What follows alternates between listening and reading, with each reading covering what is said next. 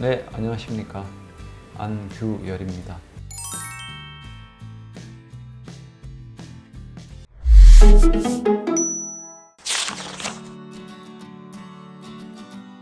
아픈 질환입니다. 근데 이게 아프다는 거는 뭐 간헐적으로 아픈지 지속적으로 아픈지인데, 통풍은 보통 나타나는 게 지긋한 통증도 있지만 특징적으로는 자기 전날 밤에 아무렇지도 않았는데 다음날 아침부터 갑자기 특정 관절 부위, 발가락이나 뭐 발목이나 손가락 뭐 이렇게 나타날 수 있는데, 관절 부위에 갑작스러운 통증과 열감이 있으면서 굉장히 통증이 심하기 때문에 이 발에 이렇게 오시는 분들은 굉장히 접니다. 표정이 막 신발을 끌고 온다 그 정도로 오는데, 이 통풍은 식사 중에 이제 단백질 종류라든지 뭐 대표적인 게 고기나 뭐 등푸른 생선, 뭐 맥주 여러 가지 그런 음식들이 있는데, 거기서 단백질이 대사가 되면서 우리 몸에 요산이라는 게 쌓입니다. 그 요산이라는 거는 우리가 소금 알갱이라고 생각하시면 돼요. 그 소금 알갱이가 어떻게 보면 그게 살 속에 들어있다고 생각하면은 그거로 인해서 염증을 만들고 붓게 만들고 아프게 만드는 질환이죠.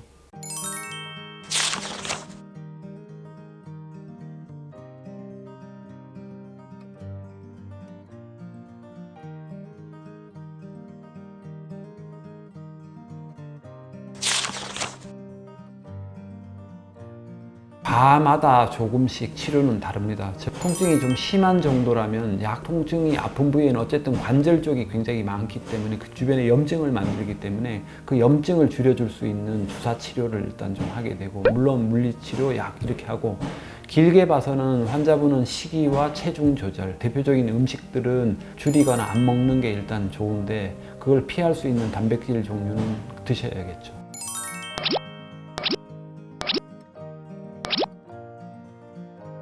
술 종류 중에서도 특히 맥주 종류에는 보면 안에 이제 호흡이나 여러 가지 단백질이 들어있는 경우도 있고, 또 식물 종류에 버섯에서도 보면은 그렇게 요산을 대사상에서 나오게 만드는 것들도 있습니다. 그러니까 주당이라는 거는 뭐예요? 술만 드시는 게 아니라 안주, 기름지고, 특히 체중이 마른 사람보다는 의외로 이렇게 체중이 많은 분들이 많아요. 그거는 결국은 뭐냐면 식이요법과 굉장히 연관성이 많다는 걸 의미하죠. 통풍은 대사질환이기 때문에 걸릴 것 같다 이렇게 표현할 수는 없어요. 근데 음식이라는 건 조화롭게 가야 되는데, 너무 과식, 과음, 분 조절 이게 안 되는 경우에 이제 문제가 돼서 그것이 대사에 어떤 영향을 줘가지고 나타나는 거기 때문에, 예방을 하려면 결국은 내가 음식 골고루 먹고 운동하는 게 우리가 다 아는 이야기지만, 일단 걸리고 나면 스스로는 자꾸 자기 절제가 있어야 돼요. 먹는 거에 너무 유혹되거나 이렇게 해서 거나 운동이 부족하고 체중이 나가면은 계속 그거는 또 재발을 하고, 결국 길게 봐서는 이게 평생 조절을 해야 되는 병일 수가 있습니다.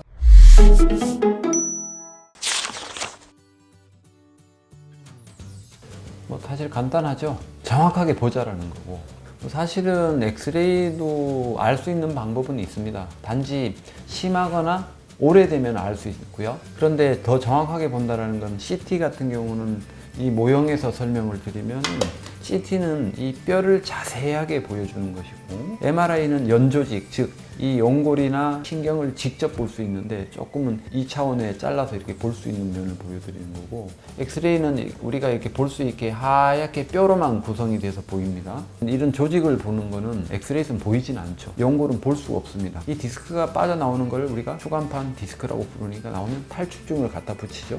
디스크 탈출증을 우리가 줄여서 그냥 디스크 이렇게 부릅니다. 그럼 이게 빠져나오게 되면 이 공간이 결국은 좁아지게 되겠죠. 이렇게 좁아진 것은 결국은 이 연골이 빠져나오는 디스크 탈출증을 암시하는 거고, 그걸 정확하게 보는 방법이 바로 이런 거죠. 이 뼈 사이에 엑스레이에서 보이지 않는 이 연골들이 실제 볼 수 있는 겁니다. 간격이 넓어야 될 자리가 좁다라는 건 엑스레이로 알 수 있는 거고, 이게 좁다라는 건 MRI에서는 이 조직이 빠져나와서 신경을 누르니까 이 신경이 허리에서 다리로 가기 때문에 그런 증상이 나타납니다. CT 같은 경우는 뼈가 삐져나온 부분들이 뾰족뾰족하게 보이게 되는데, 이런 부분을 자세히 보면 신경이 지나가는 이 통로 쪽으로 이렇게 빠져나온 걸 자세히 볼 수 있는 게, 그게 CT고, 제일 정확한 거는 다 찍는 게 제일 좋습니다. 그렇지만 현실적으로 처음 가자마자 MRI나 CT를 찍는 거 비용상에 문제가 있는 거고, 내가 그걸 찍음으로 인해서 얻을 것과 잃을 것이 있죠. 잃는 건 돈을 잃겠는 거예요. 뭘 해서 뭘 얻을 거냐. 어쨌든 그런 치료들이 이런 엑스레이를 기반으로 해서 했을 때 효과가 나타나지 않거나 이상한 통증이 가거나 도리어 더 아프다든지 아니면 치료 효과가 전혀 뜻밖의 반응이 나타난다면 어쩔 수 없이 그 다음 단계 검사를 정밀 검사를 해보는 게 CT나 MRI가 되는 거고, 특히나 이제 우리가 말하는 디스크가 탈출증 같은 경우는 꼭 MRI를 찍는 이유는 의외로 조금 나온 분도 있지만 엑스레이에서는 터져 나와서 심하게 돼 있는 분도 많습니다. 그래서 정밀 검사를 보통 하게 되는 거고, 큰 병원 같은 경우는 꼭 MRI를 권하는 이유는 또 있죠. 일단은 뭔가 비용을 좀 더 받아야 되는 면도 있고, 엑스레이로 설명하지 못하는 부분까지 다 설명을 할 수 있으니까 그런 문제가 있고, CT 같은 경우는 현재 뭐 급여가 되기 때문에 엑스레이보다는 한 10배 비싸다 생각하면 되고, MRI는 100배 비싸다 이렇게 생각하시면 됩니다. 각각이 여러 가지를 볼 수 있는 게 좀 다르긴 하지만 엑스레이가 가장 기본이고, 그걸 기반으로 해서 어떤 치료 과정을 거치다가 듣지 않거나 너무 심한 통증이거나 빨리 치료 방향을 정해야 될 때는 꼭 MRI를 먼저 찍는 게 맞는 것이죠. 왜? 안 듣는다. 근데 아파서 울 정도의 통증인데 이걸 가지고 그냥 엑스레이 찍어보고 안 나오는 애. 그럼 엑스레이로 정상입니까? 아닙니다. 찍어보면 의외로 뭐 종양이 나온다든지 제3의 문제가 있을 수도 있기 때문에, 그래서 이 정밀 검사라는 거를 자세히 알려는 찍는 것이죠. 그거는 뭐 영원히 유효하죠. 왜 그러냐면 이 사람이 증상이 없어진다고 해서 원래대로 돌아갔다가 오는 것이 아니라 하얀 연골이 이렇게 변하고 더 안 좋으면 더 많이 나오면서 변하고 또 이렇게 변합니다. 이 사람이 만약에 어떤 치료를 해서 증상이 없어졌다고 해서 이 검게 됐던 추간판이 다시 이 하얀 걸로 돌아가느냐? 그렇지 않습니다. 이 상태 변한 것들에서 더 나쁜 쪽으로 변화가 오기 때문에 그 과거 사진으로 하여금 현재 거를 비교해 볼 수 있는 거죠. 뼈의 문제 같은 경우도 1년 내에 연속 손상에 있는 거라고 보시면 됩니다. 이런 분들이 이렇게 갔다가 다시 되돌아오는 게 아니기 때문에, 엑스레이야 비용이 얼마 하지 않으니까 근처 가서 그냥 찍으셔도 관계는 없지만 방사선 노출이 되겠죠.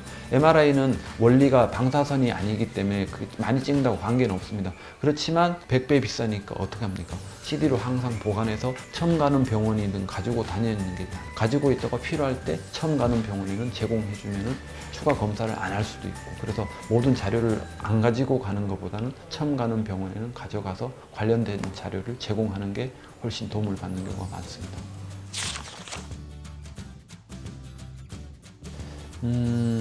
찍는다 안 찍는다는 사실 돈의 문제가 걸린 경우가 많습니다. 병원 같은 경우는 당연히 수입을 생각하면 찍자고 합니다. 환자분들이 정확한 정보를 얻기 위해서 찍자고 하는데, 비용은 안 들이고 뭔가를 할 수는 없습니다. 최소 비용으로 최대 효과를 본다. 그러면 환자분이 처음에 오셨을 때는 통증이 어느 정도냐에 따라 검사 방법을 정하는 게 맞다고 생각합니다. 물론 치료 시기가 많이 지나고 다른 치료를 해봤는데도 안 듣는다면 바로 정밀 검사로 넘어가는 게 맞지만, 엑스레이로도 어느 정도는 충분히 얻을 수 있는 정보가 있기 때문에 그 정보를 얻는 시간 동안 내가 기다리고 치료하는 과정까지 기다릴 수 있는 통증이라면 엑스레이로도 충분히 정보를 제공받을 수 있고, 혹은 엑스레이는 정상인데 MRI만 나오는 사람이 있습니다. 그럼 이 사람이 증상이 있다면 치료를 먼저 해볼 수도 있죠. 하고 좋아지면 MRI까지 찍을 필요는 없는 거죠. 기다릴 수 있는 상황이면 차근차근 엑스레이부터 기본 치료부터 약, 물리치료, 여러 가지 주사치료 이런 걸 해보고 괜찮아지면 내가 굳이 MRI나 CT나 이런 여러 가지 방사선에 노출되는 양도 줄이고 비용을 줄일 수 있는 것이지, 굳이 필요 없다기보다는 필요할 때는 꼭 찍는 게 좋습니다. 신경 성형술, 신경 차단술, 척추 질환에 있어서 수술 외에 해볼 수 있는 것 중에 가장 접근도도 높고 뭐 차도가 있는 경우가 굉장히 많기 때문에 많이 하는 것들인데, 차단술은 사실 맞는 말은 아닙니다. 왜냐하면 옛날 마취 통증의학과에서 마취와 통증을 같이 할 시절에가 있었고 따로따로 할 시절이 있었는데, 마취의 개념을 도입해서 통증의학과에서 하는 시술을 준용을 해서 썼기 때문에 신경치료, 보통 관절치료 이렇게 치료라는 명명을 하지 차단술은 맞지 않습니다. 차단은 일시적으로 마취해서 수술할 수 있도록 만들어주는 것을 했는데, 그걸 준용해서 썼기 때문에 그렇게 표현이 된 거고, 모형으로 좀 설명을 드리면 신경치료라는 거는 이 뼈 사이에 있는 연골이 빠져나와서 신경을 자극하게 됩니다. 그럼 자극이 되면 주변 신경 주변에 염증이 생기고 이 신경이 붓게 됩니다. 그러면 이 노란 신경들에다가 직접 주사를 넣어 보는 거죠. 그걸 신경치료, 신경차단술이라고 하죠. 실제 차단은 아닙니다. 차단은 서너 시간 지나면 풀리기 마련이고, 치료는 3-4시간 편하려고 주사 맞는 게 아니죠. 적어도 1-2주, 몇 달, 몇 년씩 갈 수 있는 게 그게 치료이기 때문에 그런 거고, 성형술이라는 건 그보단 조금 더 진보된 건데, 신경 차단술 같은 경우는 일회성으로 주사를 하는 반면, 성형술 같은 경우는 조금 더 큰 기구를 쓰게 되죠. 이거를 써서 직접 이 기구가 속으로 들어갑니다. 그래서 디스크가 터져 나온 자리를 직접 가게 되고, 요즘은 기구가 좀 좋아져서 이게 끝이 이렇게 기계적으로 좀 움직입니다. 기계적으로 터져 나온 자리를 조금은 유착이 됐거나 그런 걸 좀 박리를 시켜줄 수가 있습니다. 그래서 제 생각에는 이거는 치료를 할 때 약간 화학적인 게 좀 크고 물리적인 게 5% 미만인 거고, 이거는 들어가면 일단 기구 자체가 움직이면서 기계적으로 해줄 수 있는 게 한 20% 정도를 봅니다. 그래서 대부분은 들어가면서 이 홈이 파져 있기 때문에 이 속으로 약을 같이 넣어주는 거죠. 들어가면서 어떤 형태를 좀 변형을 시켜주면서 화학적이나 물리적으로 성형을 해준다 그래서 성형술, 신경 성형술이라고 표현을 하는데, 이런 거는 부위는 목이나 허리에도 직접 이렇게 해줄 수 있는데, 그런 보통 적응증은 초기 디스크, 심하지 않고 약간 MRI상에 터져 나왔는데 수술 정도는 아니고 불편한 정도, 또 이런 분이 있죠.